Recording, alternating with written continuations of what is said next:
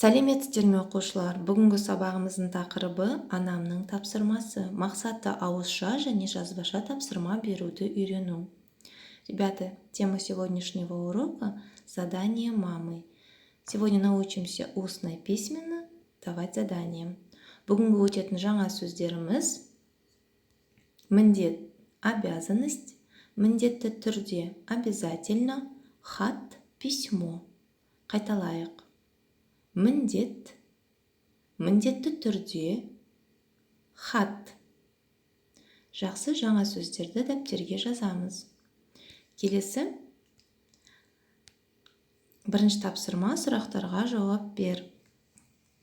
В этом задании вам нужно будет ответить на вопросы. Бірінші сұрақ, үйде атқаратын міндеттің бар ма? Есть ли обязанности, которые выполняешь дома? Екінші, үйде не істейсің? Что ты делаешь по дому? Үшінші, анаңа қалай көмектесесің? Как ты помогаешь маме? Суреттерге сүйене отырып, сұрақтарға жауап бер. Попробуйте ответить на эти вопросы, используя эти картинки. Келесі ойланайық. Балалар, суреттерге мұқият қараймыз. Бұл не? Хатты кім жазады? Сен хат жазып көрдің бе? Ребята, я надеюсь, вы поняли содержание вопроса и сможете на них самостоятельно ответить и отправить голосовым сообщением учителю.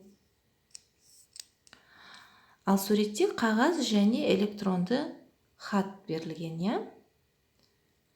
Қазір біз сіздермен хат оқимыз. Ребята, сейчас мы будем с вами читать письмо. Мұқият тыңда. Балам, бүгін мен жұмыста ұзақ отырамын. Сен мына шаруаларды орында. Тамақ тоңазытқышта тұр. Бірінші міндетті түрде тамақты ысыт. Інілерің мен қарындасыңа тамақ бер. Екінші, інілерің үй тапсырмасын орындасын. Сен олардың үй тапсырмасын міндетті түрде тексер. Телефон мен планшетті берме. Сабақтарын оқып болған соң аулада ойнасын. Ал Назымға көркем жазу дәптерін бер. Қолын жаттықтырсын.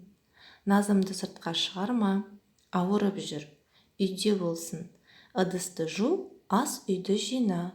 Назым қасыңда отырсын. Көріскенше сәлеммен анаң.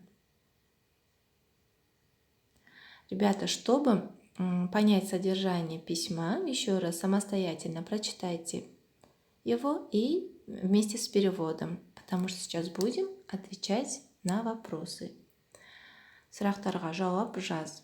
Вам нужно будет ответить на эти вопросы письменно, то есть вопросы по тексту. Бірінші сұрақ, хатты кім жазды? Кто написал письмо? Екінші сұрақ, хат не туралы? Про что письмо? Үшінші сұрақ, анасы хатты кімге жазды? Кому мама написала письмо? Төртінші, сендерге аналарың хат жазып қалдыра ма? Оставляет ли вам ваши мамы такие письма? При ответе на эти вопросы обратите внимание на вопросительные слова. Келесі, суретті ретімен қой. Здесь даны картинки по тексту, но в разброс. Ваша задача переставить картинки по порядку, то есть по содержанию письма. Приостановите видео и попробуйте их переставить.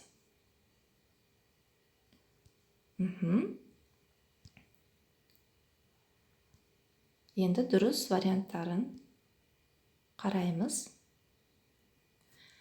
Ребята, надеюсь, вы расположили картинки правильно.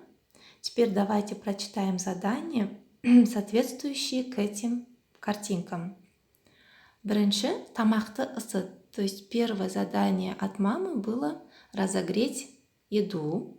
Екінші, інілері мен қарындасына тамақ бер. Накормить братьев и сестру. Үшінші, інілерің үй тапсырмасын орындасын. То есть третье задание было, чтобы братья сделали домашнее задание. Төртінші, телефон мен планшетті берме. Не давать телефон и планшет. Бесінші тапсырма, Назымға көркем жазу дәптерін беру. То есть 5-е задание было дать тетрадь по прописи назым.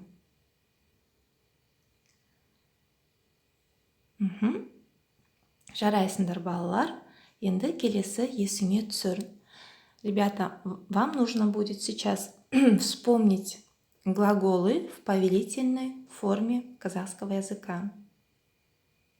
То есть, чтобы сказать что-либо в требователе или повелительной форме, мы глаголам прибавляем вот эти вот суффиксы, да? В первой таблице это в единственном числе, а во второй таблице это во множественном числе. Вспомнили, ребята?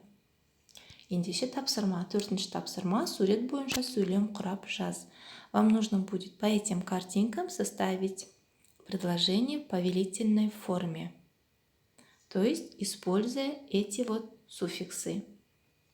Мысалы, бірінші суретте мен үстелді сүртейін. То есть, я вытру стол. Екінші, сен үйді сыпыр, ты подмети дом. Үшінші, Анна киім тіксін, пусть Анна шьет одежду. То есть, здесь образец по первой картинке в разных лицах. Ваша задача по следующим картинкам составить предложение в разных лицах в повелительной форме. У вас должно быть 5 предложений. Это нужно написать в тетради. Ендігі сабағымыз аяқталды. Сау болыңыз.